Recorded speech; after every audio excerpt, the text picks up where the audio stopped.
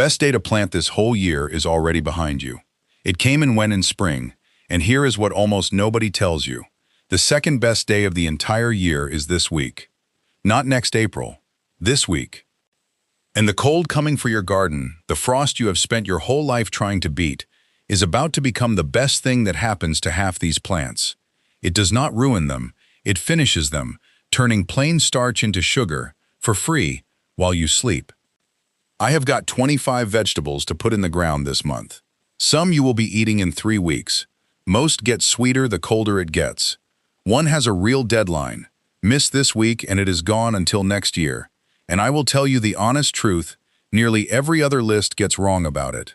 And one near the end, you plant once, walk away from, and it feeds you through the snow, then hands you the first green leaf of next spring. But before the countdown, 2 quick things, because once you understand them, you will never look at a July garden the same way again. First, let me take something off your shoulders.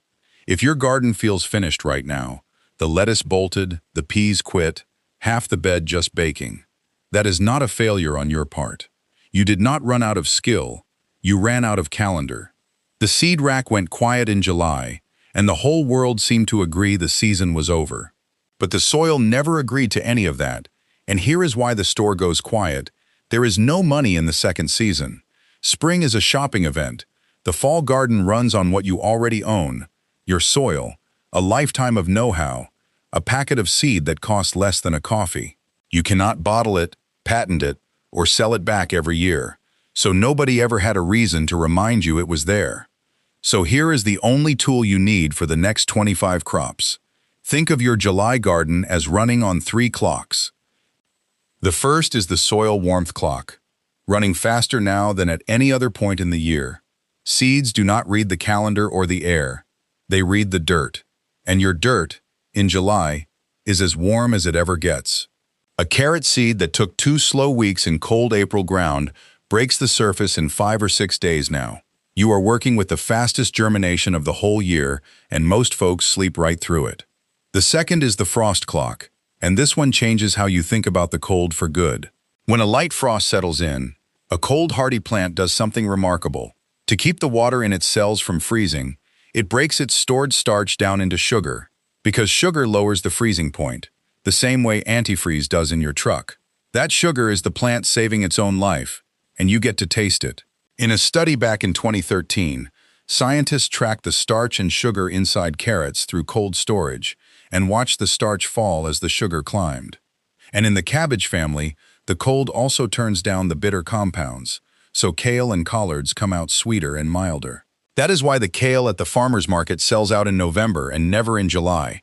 The vendor is not being clever, the weather is. But here is the honesty I promised. Frost does not sweeten everything. Just ask a potato. Dr. Shelley Jansky, a potato researcher with the United States Department of Agriculture and the University of Wisconsin, has spent years on this. And in a cold potato, that same starch-to-sugar shift turns the fries dark and bitter. So I will tell you which crops the frost blesses and which it does not, because a friend tells you the whole truth, not just the pretty half. The third is the daylight clock. As fall comes on, the days shorten, and everything grows slower than the packet promises. So here is the only math you need, all video. Find your average first frost date. Your county extension office or the Old Farmer's Almanac will tell you in 10 seconds.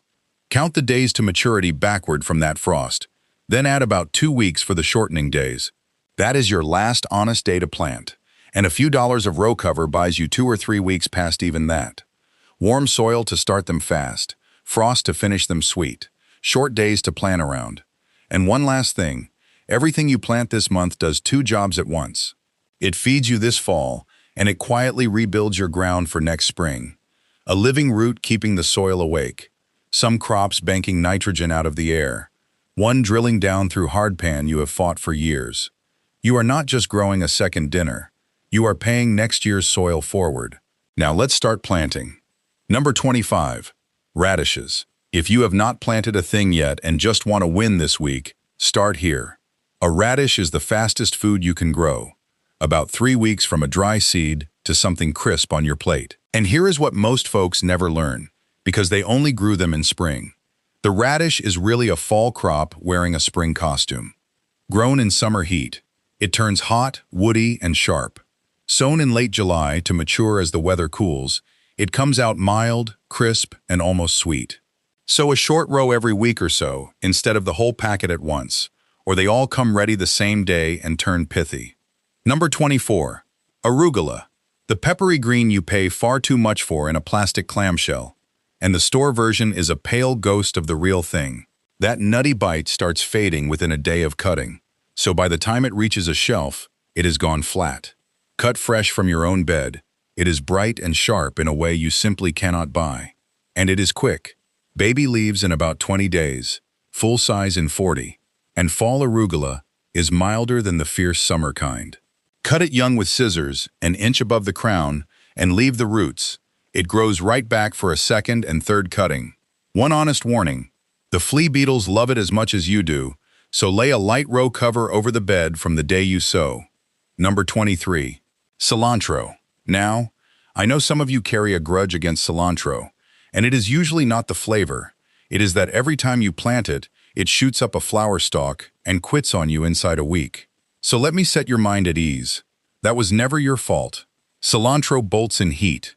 It has been begging you for cool weather this whole time, and summer was the worst possible moment to ask it to stay. Sow it now, to grow into the cooling fall, and it finally does what you always wanted. It stays low, leafy, and generous for weeks instead of days. It is ready to snip about a month after sowing, and if you let a little flower at the end, those seeds are coriander. One plant, two spices, and it will often reseed itself and surprise you next spring. Number 22. Bush beans. Most folks plant beans once, in spring, and figure that is the end of the story. But that is not how beans work. That is how one planting works. Beans dropped into warm July soil come up in about 8 to 10 days and start picking in around 50, which puts fresh beans on your table in September. And fall beans, grown as the heat breaks, come in more tender and sweeter than the tough summer ones. Now this is a hard deadline crop. Beans have no tolerance for frost at all. The first one kills them dead. So count back from your frost date and get them in early in the month, not late. And the one thing that makes or breaks a July sowing is water. The top inch of soil bakes dry in hours, and a seed that dries out halfway through sprouting simply dies. Lay a thin blanket of straw over the row, check it daily, and pull it back the moment they break through. Number 21. Cucumbers. I know, you think your cucumbers are done for the year. By mid-July, the vines you set out in May look rough, powdery white on the leaves, fruit slowing to a trickle. But those plants are not sick. They are just old and tired. Sow a fresh handful of cucumber seed now, and warm soil sprouts it in 4 to 6 days. That young plant hits its stride in September after the worst heat breaks, cooler nights, far less disease, and cucumbers crisper than anything those spring vines gave you. Here is the one tip that matters most. Grow them up, not out. A trellis, a fence, a few leaning poles. Vines sprawled flat on the ground sit in dead still air, and that is exactly where the mildew moves in. Get them climbing, the air moves around every leaf, the disease loses its grip, and the fruit hangs right out in the open where you will actually find it, before it swells into a club. Number 20. Summer squash and zucchini. Now, if you have ever watched a big, healthy zucchini plant wilt and collapse almost overnight, I am sorry. That was a heartbreak, and it had a culprit, the squash vine borer, a moth that lays its eggs at the base of the stem in early summer, and the grubs tunnel in and eat the vine hollow. But here is where July hands you a quiet victory. According to the University of Minnesota Extension, in the northern states that borer has just one generation a year, and the moths finish laying by early July. A zucchini you plant now comes up after that window has closed. By the time it is big enough to tempt a borer, the moth is long gone. Seed sprouts in under a week. First squash in 40 to 50 days. Now down south, that borer gets a second generation later in summer, so the July trick will not save you there. If that is you, cover the young plants with row cover for their first few weeks. And a clever old move either way, tuck a couple of blue Hubbard squash at the edge as a trap. The borers hit those first, and leave your zucchini be. Number 19. Bok choy. You have had it in a stir-fry, but it may never have crossed your mind to grow it. And it is one of the fastest, most satisfying things you can put in a fall bed. Here is the catch that sinks most people. Bok choy bolts when the temperature swings up and down, which is exactly why spring plantings so often fail. But a summer sowing, growing into steady, cooling fall weather, is the sweet spot it has been waiting for. Baby bok choy in about 30 days, full heads in 45 to 60. And you do not have to pull the whole plant. Snap off the outer stalks and let the center keep going. Or cut the whole head an inch above the soil, and it will often push up a second one. Choose a slow-to-bolt type, and lay a cover over it, because the flea beetles and slugs both come calling. Number 18. Mustard, and the Asian greens, mizuna, tatsoi, and their cousins. This whole family is the secret weapon of the fall garden, and most gardeners have walked right past it their entire lives. They are built for exactly what we are doing, fast, with baby leaves in around 20 days, genuinely cold hardy, and, here is the key, they taste better in cool weather and turn harsh and bitter in the heat. Plant them now to mature into the fall, and they come in tender and mild. Mizuna is feathery and gentle, lovely raw in a salad. Tatsoi makes little dark green spoons and shrugs off cold, down near 15 degrees Fahrenheit. And a sharp mustard gives you that old-fashioned, cooked-down pot of greens. Grow them 2 ways from one sowing, cut young for the salad bowl, or let a few grow up to cook down. Number 17. Napa cabbage, the tall, crinkled Chinese cabbage. And no, it is not the same thing as bok choy. This is the one that makes those crisp, pale, sweet heads for slaw and stir-fry, and fall is the only season it grows well. Like its cousins, it bolts if it gets hot or stressed while young, so a late summer sowing that finishes in the cool is exactly what it wants. 50 to 70 days to a full head. And one piece of hard-won advice: Napa does not care to be transplanted. The root disturbance can shock it straight into bolting, so sow it right where it is going to grow if you can.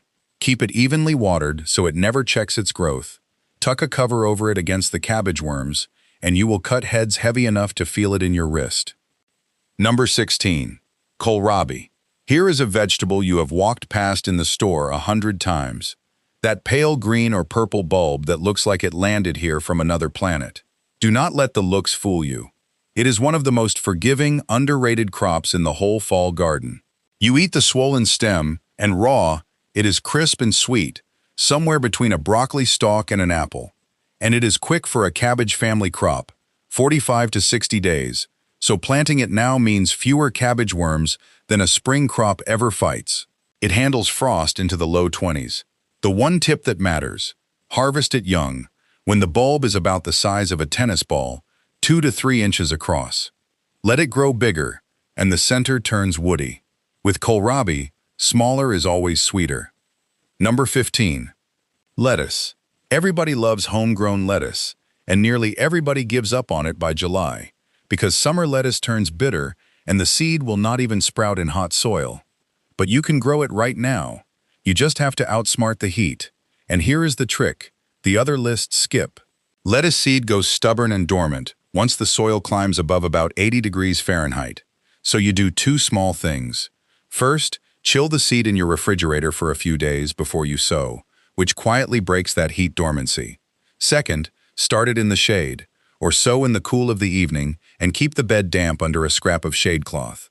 As fall comes on, lettuce gets easy and sweet again instead of bitter.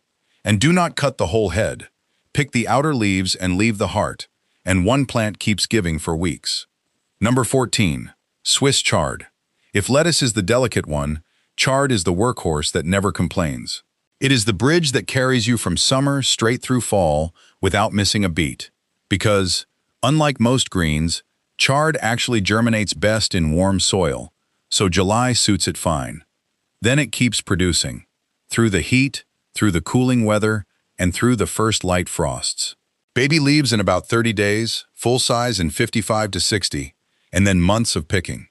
Harvest outer stalks first, and let the center keep coming. I will be honest though, chard takes a light frost, but it is not ironclad the way kale is, and those colored stems are the first to give out in a hard freeze. It is a fall green, not a deep winter one. Number 13. Spinach. And this is the one I promised you at the very start. The one you plant once and forget. Real spinach is the hardest crop on this list to start in July, and I will not pretend otherwise. It flat out refuses to sprout in hot soil. So you work around it. Either wait until later in the month, or into August when the soil cools, or pre-sprout the seed the easy way, a damp paper towel folded into a bag, a week in the refrigerator, until it germinates right there in the cool. Then you plant seeds that have already woken up, and skip the whole problem. Why bother? Because spinach is the cold hardiness champion of every green there is. The crinkled Savoy types, sown now, feed you through fall, and then, tucked under a simple row cover, live right through winter and explode back the moment the ground thaws, handing you the earliest greens of the year, weeks before anything else stirs. A fall spinach bed under a low cover is about the closest thing there is to free food. Number 12. Scallions. Green onions, 10 steps from your kitchen door, all fall and all winter long. Once you have that, you will never go back to buying the sad, rubber-banded bunch. You start cutting in about 60 days, and here is the part that feels like a magic trick. They are practically perennial. Do not pull them. Snip the green tops an inch above the soil, and the base grows new ones right back in 10 to 14 days. One planting keeps feeding you, over and over.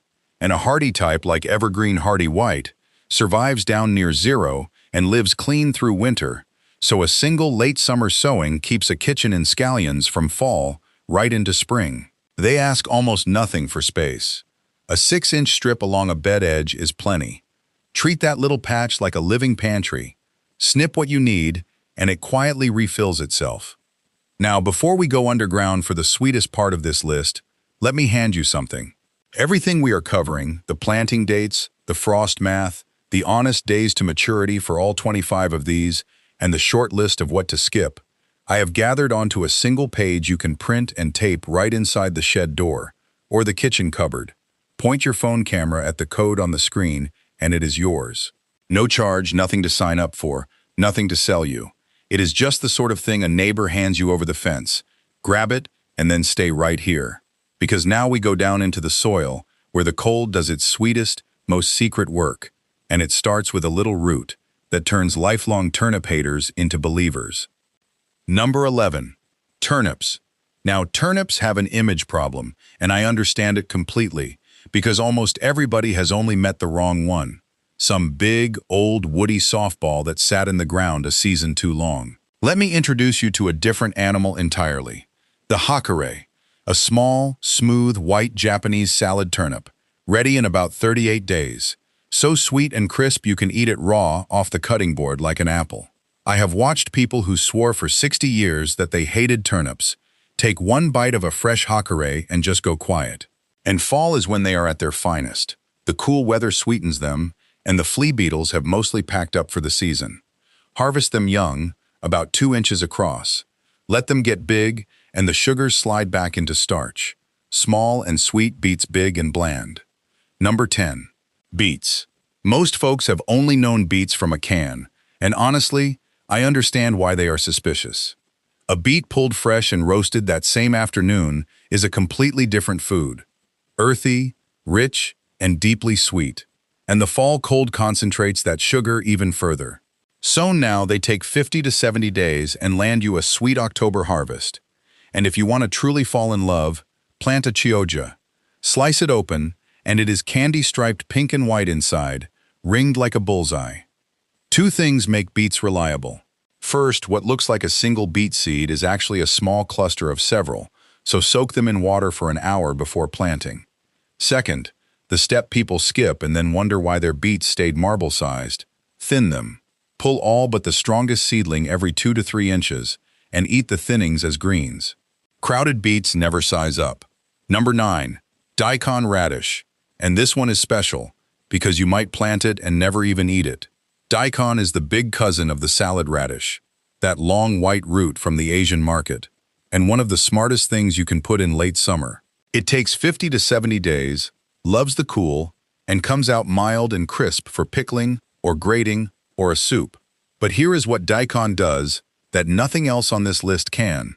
That thick root drives a foot straight down and punches clean through the hard pan.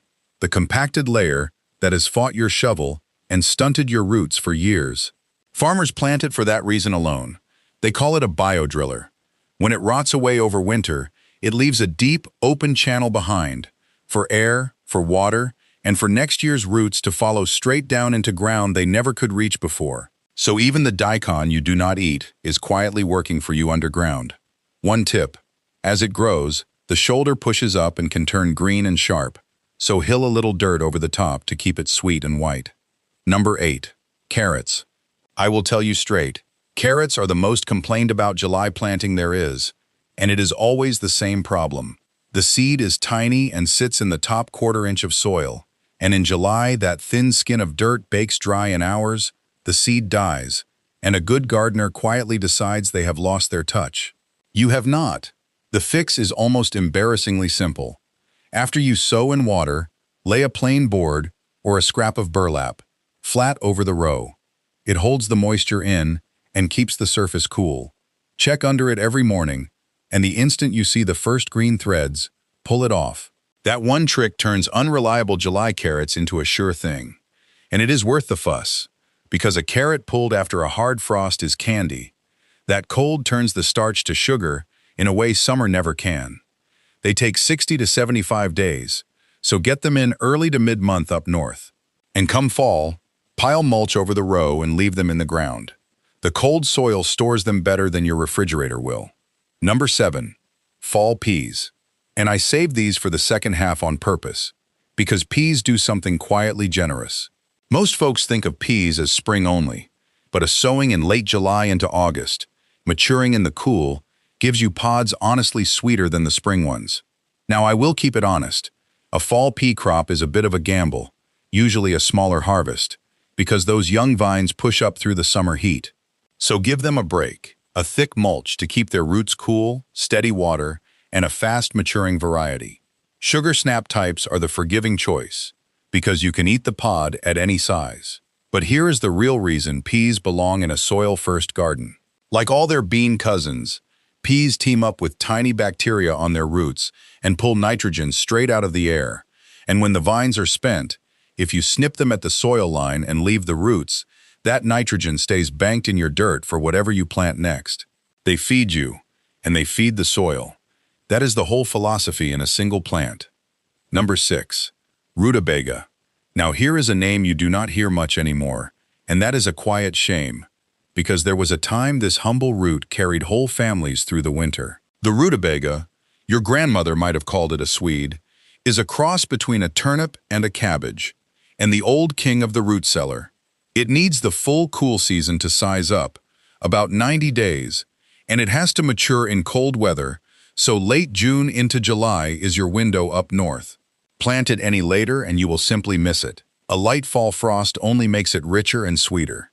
It swells to the size of a softball, and stored in a bit of damp sand in a cool basement corner, it feeds you clear into March, long after the garden is under snow. Sow the seed a half-inch down, thin the seedlings a good handspan apart, and keep the water steady, because uneven watering is what splits and toughens them. The folks at Utah State University's Extension put it plainly: rutabaga is a fall crop, and the cold is what makes it worth growing. Number 5. Broccoli. Fall broccoli beats spring broccoli, and it is not even close. It matures into cooling weather instead of bolting in the heat, and it fights off far fewer pests. But I have to be honest about how to pull it off this late, because a lot of advice gets this exactly wrong. In the northern zones, in July, your move now is transplants, young plants, not seed in the ground. There simply is not enough season left to start from scratch. Set out transplants by late July or the very start of August, give them a little afternoon shade and steady water while they settle in, and count on about 55 to 70 days from the transplant to a head. Here is a variety tip that quietly doubles your harvest. Choose a side shoot type, and after you cut the main head, it keeps pushing out smaller florets for weeks, and a little frost only sweetens it. So yes, plant broccoli. Just plant it as a transplant, and plant it this week. Number 4. Cabbage. Cabbage is the dependable elder of the whole family, the most cold-hardy of the head crops, holding firm through repeated frosts, and a cut head keeps for months in a cool spot. For putting food by for the winter, that is pure gold. Same honest note as the broccoli. This late in the northern zones, set out transplants, not seed. A fast variety like Golden Acre, or an old heirloom like Early Jersey Wakefield, planted now, grows up beautifully in the cooling fall. For serious cold and long storage, a type like January King takes a hard frost and only gets better for it. A few frosts sweeten the head and firm it up. Keep a cover on against the cabbage worms, and then here is the real beauty of it. Fall cabbage does not split and bolt the way a spring crop does, so you can leave the heads standing in the garden and cut them as you need them, straight through the first hard freezes. It is a refrigerator that runs on cold air, out in your own backyard. Number 3. Collards. Now we are into the last 3, the frost-sweetened royalty this list has been building toward. And collards may be the toughest leafy green there is, tougher than kale, hardier than chard, and they earned their place on the table for one simple reason. They feed you when nothing else will. They shrug off summer heat, so a July planting is no trouble at all, about 60 to 75 days, and the first frost does not end them. It improves them. That starch-to-sugar magic runs even deeper in a collard leaf. In the warmer zones, July collards feed you straight through fall and deep into winter. Even up north, they give you months of the best greens of the year before a hard freeze calls it. Space them 1.5 feet apart because they get big, and harvest outer leaves first. One plant can feed you for months. And the old cooks had it right. Wait until after a couple of frosts for the big harvest. That is when they turn sweet. Number 2. Kale. If I could talk you into planting just one thing this month, it might well be this one. Because kale is easy, generous, and it turns into its very best self at the exact moment the rest of the garden gives up and dies. For kale, frost is not the enemy. It is the whole secret. It is among the most cold-hardy crops there is, and every gardener who has grown it through a winter knows the truth. Kale that has taken a few hard frosts is a different food. Sweeter, more tender. The bitterness simply gone. That is why vendors sell out of fall kale and never of summer kale. It is fast and forgiving too. Baby leaves in a month, full size in 55 to 75 days. Winter boar is the curly, hardy standard. Lacinato, the dark dinosaur kale, is best for the pot. Red Russian is the tenderest and quickest. The cabbage worms find it early, so a cover helps at the start. After that, it very nearly takes care of itself. Harvest the outer leaves and leave the crown, and the plants grow into little leafy palm trees that feed you for months. And number 1. The one with the real deadline. The one I promised at the very beginning. Brussels sprouts. Here is why they earn the top spot. A fresh sprout, cut from the stalk after a hard November frost, is a genuinely different vegetable from the sad little things in a freezer bag that a whole generation grew up choking down. Of everything on this list, the sprout has the most dramatic frost sweetening of all. The cold turns its starch to sugar so completely that a frost-kissed sprout comes out nutty and sweet.